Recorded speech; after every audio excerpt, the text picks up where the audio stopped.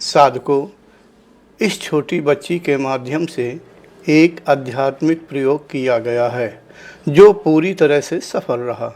इस बच्ची को कुछ समय के लिए दिव्य शक्ति प्रदान की गई है, जिसकी सहायता से इस बच्ची ने एक साधक का कल्याण करते हुए कंठ चक्र खोल दिया।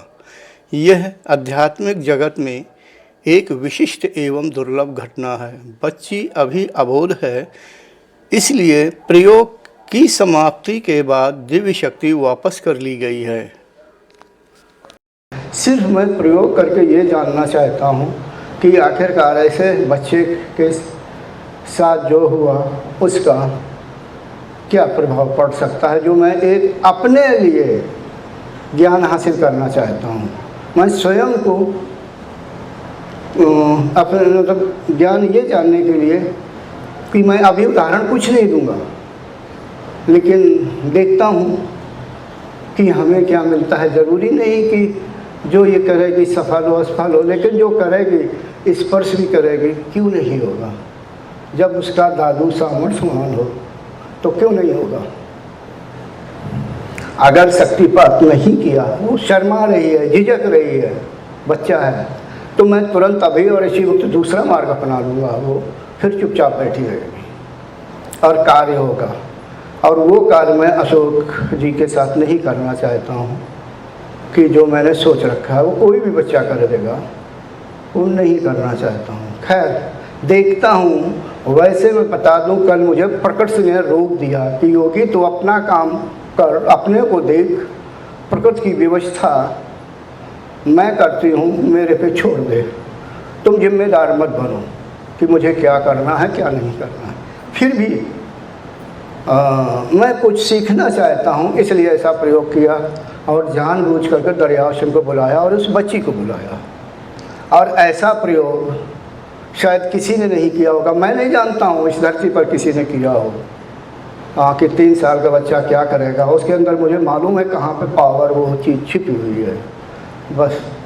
और ये मेरी ज़िंदगी में ये लड़की एक ऐसी लड़की है कि मुझे अपना बचपन याद आ रहा है। मैंने किसी बच्चे को आज तक अपने साथ खाना नहीं खिलाया और छोटे से बच्चे को कभी भी इतना प्यार नहीं किया। भले ही मेरे छोटे भाई बहन रहे हों, मेरे भतीजे रहे हों, भांजे रहे हों, रिश्तेदार रहे हों, लेकिन ये लड़की एक ऐसी लड़की रही कि शायद 1 साल की नहीं थी, खड़ी भी नहीं हो पाती थी। मैं जब आता था फरीदाबाद से इनके घर में, और ये क्या करती थी, धीरे धीरे यानी पकड़ के पलंग को पकड़ के खड़ी हो जाती। अगर मैं खा रहा हूँ तो स्टूल में पकड़ खड़ी हो जाती थी। जब तक अपना हाथ कटोरी में घुसेड़ नहीं देती थी तब तक ये खाना मतलब इसे संतुष्टि नहीं होती थी। तो 1-2 बार दरियाव सिंह ने कहा ये इसको उठाओ। इसने गुरुजी के उसमें सब्जी में या दाल में हाथ लगा दिया। मैंने कहा नहीं, और ये खुश जैसे सब्जी खा रहा हूँ, मटर का दाना है या अन्य कोई चीज़ है, तो ऐसे वो अगर मैं दूँ नहीं रोने लगे खुद अपने हाथ से। तो यानी मेरी ज़िंदगी में ये विशेष लड़की है। और छोटे पर मैं जब खिलाया, मात्र कुछ दिन की थी, मात्र कुछ दिन की, मुझे अभी याद आता था। तो जो छोटे बच्चे अपना काम कर देते हैं ना तेज़ी से, 3-4 बार काम कर दिया और हमें किसी तरह का ऐतराज़ नहीं हुआ। शायद आप मुझे समझ पा रहे हैं। यानी सत्य ये है कि मैं इसी लड़की के कारण दरियाव सिंह के यहाँ जब मैं दिल्ली आया, तुरंत बहन के दिल्ली में आया, बहन के घर गया, तुरंत मैंने सुभाष को बोला हमने कि चलो दरियाव सिंह के यहाँ चलते हैं, पन्ना को देखते। वैसे इस लड़की का नाम उसकी दादी ने अपर्णा रखा हुआ, मैं प्यार से पहले से ही जन्म से ही पन्ना कहता हूँ। खैर थोड़ा बताया।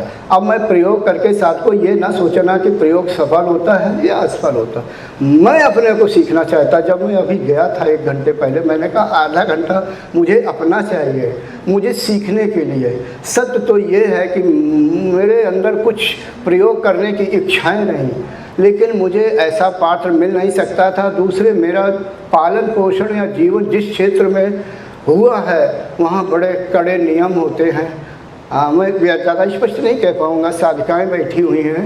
यानी ये था हमारी सोच थी इनडायरेक्ट में कि जिसने जन्म नहीं लिया है मैं दूर से उस पर प्रयोग करूँ, वो जब वो जन्म लेगा वो बच्चा, तो क्या बनेगा, क्या उसके अंदर योग के गुण आएंगे? लेकिन ऐसा प्रयोग करना हमें जीवन में मिला ही नहीं।